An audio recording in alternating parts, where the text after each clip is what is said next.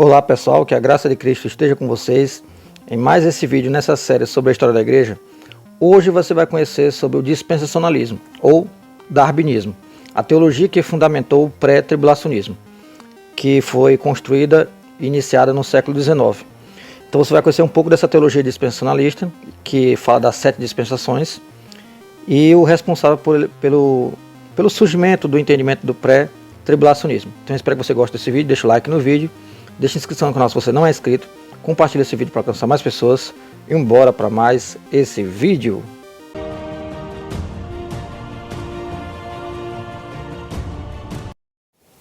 Dispensacionalismo. O dispensacionalismo é uma doutrina teológica com repercussões na escatologia cristã, pois afirma que a segunda vinda de Jesus Cristo será um acontecimento no mundo físico envolvendo o arrebatamento pré-tribulacionista, ou seja, a igreja sendo arrebatada antes da tribulação começar, a grande tribulação, e um período de 7 anos de tribulação, ou seja, antes de começar esse período de 7 anos de tribulação, da grande tribulação, a igreja é arrebatada.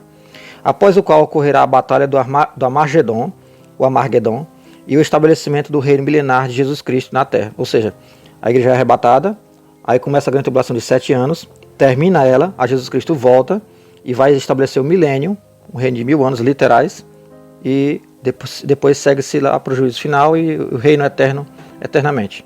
O dispensacionalismo é um sistema interpretativo da Bíblia que divide a sua história em dispensações, também denominadas épocas, eras ou períodos, que representam distintas interações entre Deus e a humanidade, a partir de pactos que foram celebrados. De acordo com o dispensacionalismo, cada era do plano de Deus é assim administrada de uma certa maneira, e a humanidade é responsabilizada como mordomo durante esse tempo. As pressuposições dos dispensacionalistas começam com o raciocínio indutivo de que a história bíblica tem uma descontinuidade particular na maneira como Deus reage à humanidade no desdobramento de suas, às vezes, supostas vontades livres. Lembrando, pessoal, esse artigo que eu estou lendo é de uma pessoa que fez uma análise sobre o dispensacionalismo, e ele é um crítico dessa visão. Então eu estou apresentando o que significa dispensacionalismo. Você pode até ser dispensacionalista, você não sabe, você pode fazer parte de uma igreja dispensacionalista e você também não sabe, você pode ouvir pregadores dispensacionalistas, você também não sabe exatamente o que eles são. Então aqui está a explicação dessa visão e quando surgiu e como é que funciona e quem defende ela. Então esse vídeo que eu estou mostrando é uma exposição dessa linha de interpretação dentro da área da escatologia. Existem os aliancistas, por exemplo, e os dispensacionalistas, que são esses aqui que é esse conceito que eu estou explicando agora para vocês. O dispensacionalismo é um sistema teológico que apresenta duas distinções básicas. Uma interpretação consistentemente literal das Escrituras, em particular da profecia bíblica, a distinção entre Israel e a igreja no programa de Deus, ou seja, eles interpretam literalmente aqueles textos que têm a ver com escatologia, né, e também passagens do Novo e do Velho Testamento, fora da escatologia. E eles fazem essa separação entre Israel é um povo, e Deus tem esse povo, e ainda tem coisas a acertar com esse povo, que no caso hoje seriam os atuais judeus, que o Israel como um todo não existe mais, as outras 10 tribos, que se perderam depois do ano de 700 anos de Cristo, 700 anos antes de Cristo, se perderam. E Deus também tem um novo povo, que é a igreja. Então é assim que eles interpretam o dispensacionalista. Então é assim que se você é dispensacionalista, é assim que a sua igreja interpreta, e é assim que você também entende esse assunto. Os dispensacionalistas afirmam que seu princípio hermenêutico é o da interpretação literal. Interpretação literal significa dar a cada palavra o significado que corriqueiramente teria no uso cotidiano, símbolos e figuras de linguagem. Neste método, são todos interpretados de forma simples e óbvia, e de forma alguma se opõem à interpretação literal. Mesmo os simbolismos e falas figurativas possuem em sua base significados literais. Então, mesmo que tenha uma coisa que parece que é uma alegoria, que parece que é uma figura de linguagem, ali também tem uma coisa literal. É assim que a interpretação literal dentro do dispensacionalismo vai interpretar. Por isso que no Apocalipse eles interpretam muitas passagens diferentes de um aliancista, por exemplo, que vê símbolos e figuras de linguagem e ideias por trás daquelas passagens, daqueles versículos, daquelas palavras. A teologia dispensacionalista acredita que há 2 povos distintos de Deus, Israel e a igreja. Os dispensacionalistas acreditam que a salvação foi sempre pela fé em Deus no Velho Testamento, especificamente com especificamente em Deus, o Filho no Novo Testamento.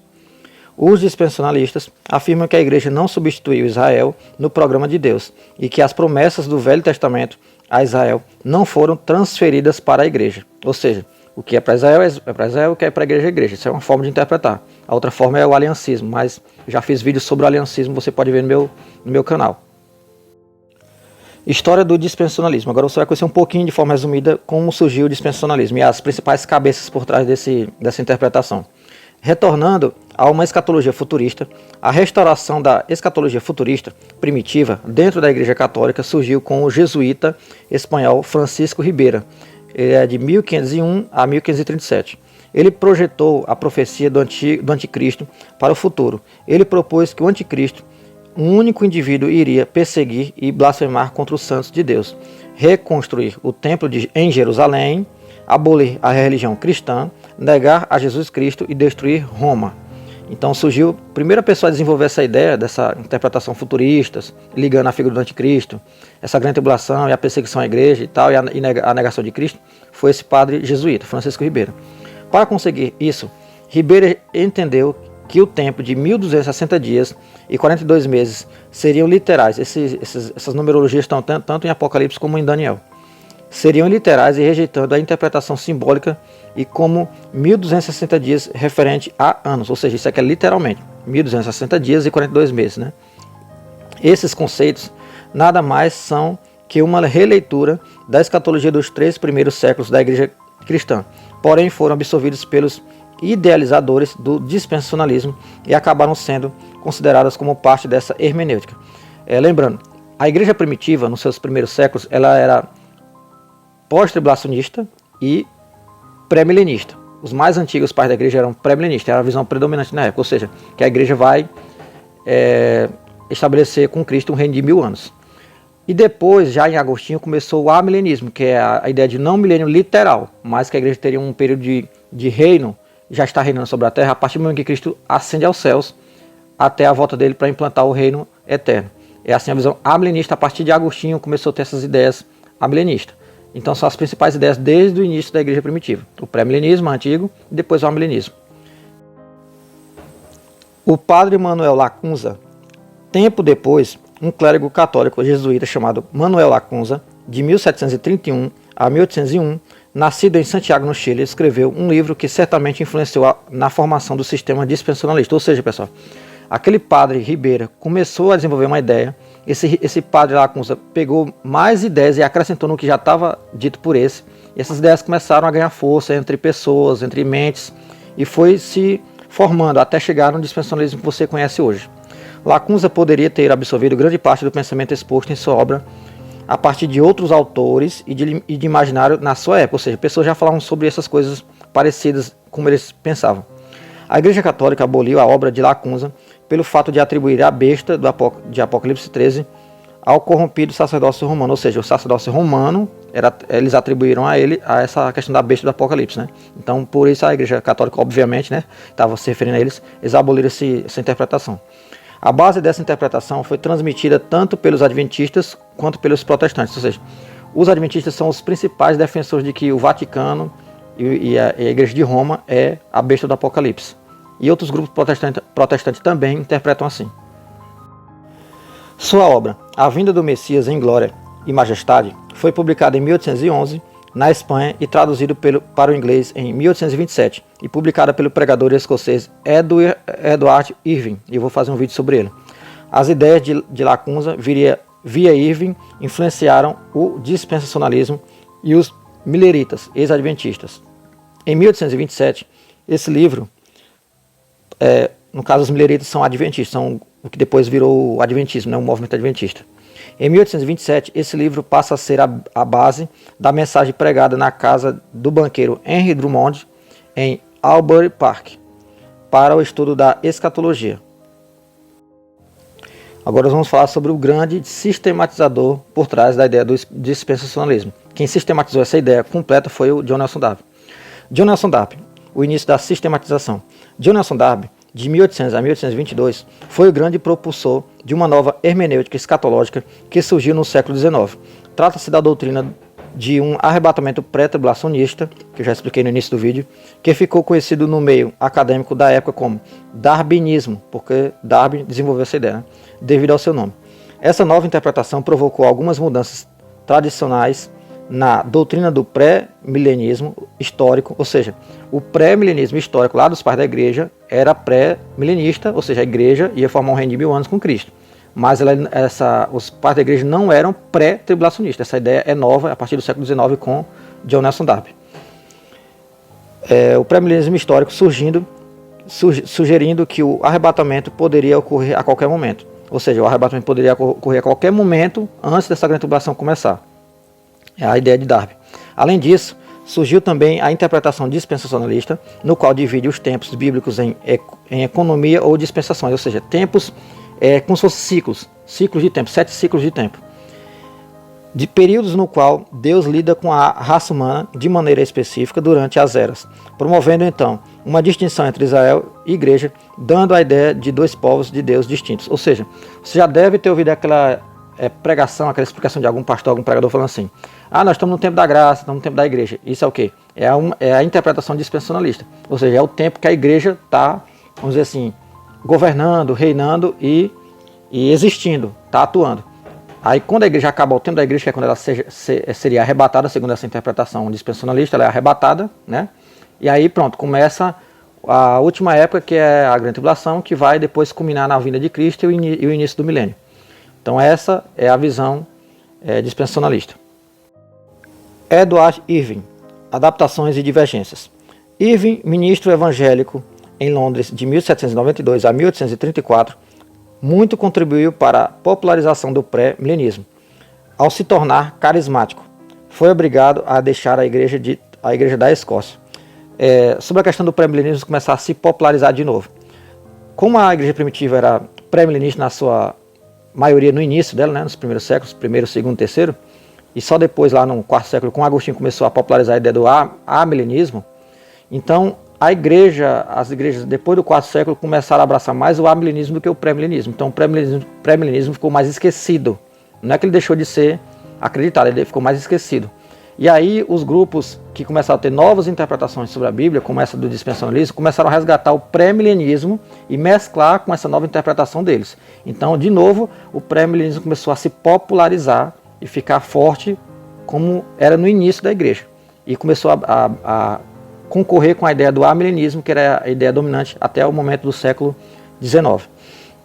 Irving também foi o primeiro a ter línguas em sua congregação e permitiu os dons milagrosos em sua igreja presbiteriana, fazendo com que os anciãos o excomungassem e o deixassem de fora. Então, ele formou sua igreja católica apostólica na mesma rua em 1831. Sobre essa questão do ser carismático. O carismático é um nome denominado a todos os cristãos protestantes que creem que os dons do Espírito Santo estão ali vigentes para a igreja usar, para o Espírito Santo dar para quem ele quer. Já os cessacionistas, que são em sua maioria os cristãos, as igrejas ligadas à reforma protestante, as igrejas reformadas calvinistas, eles são cessacionistas, eles não creem que esses dons estão mais vigentes, eles creem que o Espírito Santo atua no meio da igreja, opera milagres e sinais, mas os dons, o crente não tem mais posse daqueles dons, como tinha a igreja primitiva no tempo dos apóstolos, porque no tempo dos apóstolos, aqueles dons existiam porque o cânon estava aberto, a revelação ainda estava acontecendo e o cânon ainda ia ser fechado, o cânon do Novo Testamento, as revelações que Deus estava dando para os apóstolos e escritores do Novo Testamento. Mas o assunto não é sobre isso, mas estou dando só esse pequeno adendo para vocês entenderem. Darby era cessacionista por isso. Darby era cessacionista, ou seja, ele era cessacionista, ele não era continuista ou carismático. Por isso aceitou a maioria das ideias de Irving, incluindo a forma de observar a nova visão milenar das 70 semanas de Daniel e um anticristo pessoal. Então ele incorporou essa ideia de Irving e Irving tinha incorporado de outros. Você está vendo que são várias pessoas que foram compondo as ideias no mesmo tempo, em tempos próximos, e alguém sistematizou que foi o Darby. Porém, resistiu fortemente às línguas estranhas, que são os dons de línguas, né, de Irving, chegando até a chamá-las de diabólicas, porque eles não criam que essas manifestações eram verdadeiras, eles criam que eram invenções, aí acabou atribuindo até ao diabo, infelizmente. Eu mesmo sou continuista, sou carismático, eu acredito que os dons estão aí para a igreja ser usada neles, mas tem os cessacionistas que não creem nisso. Lade, página 43, publicado em 2016. Diz em seu livro que essa interpretação futurista, com seu anticristo pessoal e o período de 3 anos e meio de grande tribulação, só se estabeleceria na raiz da Igreja Protestante no início do século XIX. O primeiro protestante a adotá-la foi S.R. Maitland. Resumindo, Led, por meio das ideias colhidas por Irving pelos escritos de Lacunza e posteriormente reivindicados por Darby como sua própria descoberta, a guerra dos milenares contra o papado foi desarmada. Pois se um anticristo pessoal deve vir após o arrebatamento secreto, esse anticristo não poderia ser o papado atual. Ou seja, até a igreja de Roma começou a simpatizar com esses grupos. Por quê? Porque ela deixou de ser vista como uma grande besta do Apocalipse 13, porque já que ela não é a besta, já que o anticristo ainda ia surgir, então esse anticristo não faz parte da igreja católica romana, que é o resquício do que sobrou do Império Romano, né? Então eles começaram até a simpatizar com esses grupos. Até, vamos dizer assim, não abraçaram essa ideia, mas simpatizaram com ela, porque eles deixaram de ser vistos como essa besta do Apocalipse. Plymouth, a capital do dispensacionalismo. George Eldon Led, em 2016, publicado em 2016, na página 45. Em seu livro, lembra que no século XIX houve então uma grande ascensão do darwinismo ou dispensacionalismo, que teve origem no movimento dos irmãos de Plymouth, ou Plymouth. O arrebatamento pré-tribulacionista é um elemento essencial desse sistema. O movimento dos irmãos teve início em Dublin, em 1825. Em 1827, Darby entrou para a Irmandade. O movimento que se sobressaía entre os novos grupos que surgiram na Irlanda e na Inglaterra era a Irmandade de Plymouth, da qual o movimento tirou o seu nome. Foi em Powercourt onde Darby e os outros líderes do movimento frequentavam as reuniões. Lá, o ensinamento de um arrebatamento antes da tribulação tomou forma. Tregales, membro dos irmãos Plymouth, nesses primeiros dias, nos informa que a ideia de um arrebatamento secreto, em uma vinda secreta de Cristo, teve sua origem em uma revelação na igreja de Irving, entendida como a voz do Espírito. Tregelles diz: foi desde essa suposta revelação que surgiu a doutrina moderna e a fraseologia moderna a respeito do assunto. Não veio da Sagrada Escritura, mas daquilo que é falsamente atribuído ao Espírito Santo de Deus. Essa doutrina, junto com outras importantes modificações da percepção futurista tradicional, foram promovidas por Darby e popularizadas pelos escritos de William Kelly. Um exemplo dessas visões foi a de Margaret MacDonald, nascida em 1815 na Escócia. Essa moça foi muito importante também para a popularização dessa ideia. A partir de 1826 e até 1829, alguns pregadores na Escócia enfatizaram que os problemas do mundo só poderiam ser resolvidos através de um surto de dons sobrenaturais do Espírito Santo. Essas experiências carismáticas ganharam grande atenção nacional.